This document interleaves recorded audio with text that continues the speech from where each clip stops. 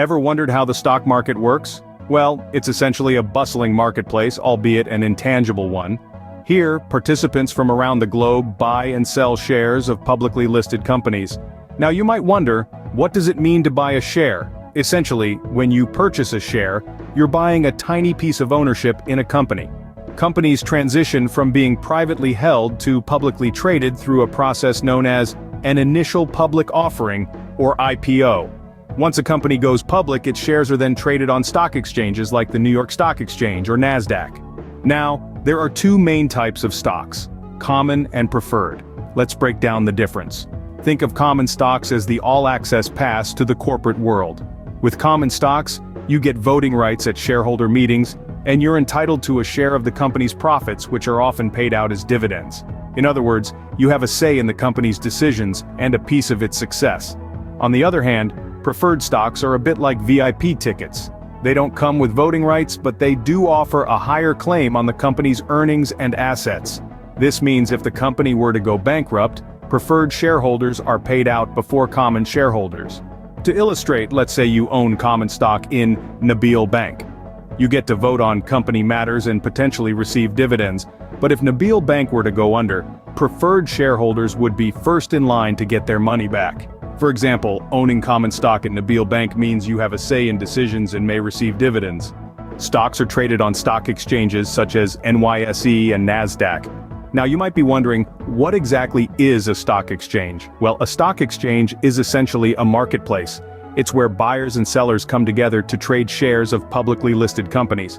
Think of it as a giant global auction house, except instead of antique vases and rare paintings, it's stocks that are up for grabs. Now onto ticker symbols. These are unique sets of letters assigned to each publicly traded company. For instance, McDonald's is represented by the ticker symbol MCD, while Microsoft is represented by MSFT. It's like a nickname for the company in the stock market world. These ticker symbols are used across trading platforms worldwide, making it easy to find and trade shares of your desired company. To check stock prices, simply enter the ticker symbol like AAPL on your trading platform. Understanding the stock market is a vital skill for anyone entering the world of investing. To better illustrate this, let's take a real-life example. We'll use the company Apple Inc., ticker symbol AAPL, which is traded on the NASDAQ. Apple, a global tech giant, is a well-known name in the stock market.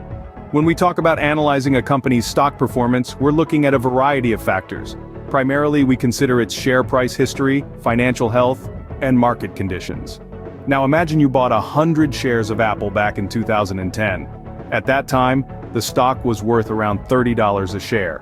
Fast forward to today, and each share is worth over $150. That's a staggering increase, and it's how investors make money in the stock market. However, it's essential to understand that the stock market isn't always a smooth ride. There can be fluctuations, sometimes drastic, in a company's stock price. For instance, during the 2020 global pandemic, Apple's stock price dipped as the world faced economic uncertainty. But as conditions improved, so did the stock price. It's these highs and lows that create opportunities for investors. Analyzing the historical patterns of a stock involves studying its past performance to predict future behavior. This doesn't guarantee future results, but it can provide valuable insights. For Apple, the stock has generally trended upward over the past decade, despite some periods of volatility. Apart from share price history, it's also crucial to consider a company's financial health. Analyzing Apple's annual reports, we see consistent growth in revenue and profits, indicating strong financial health. This is a positive sign for investors as it often leads to share price appreciation. The market conditions also play a significant role. In the tech industry, where Apple operates, there's been a sustained demand for innovative products and services. This demand has helped drive Apple's stock price upward.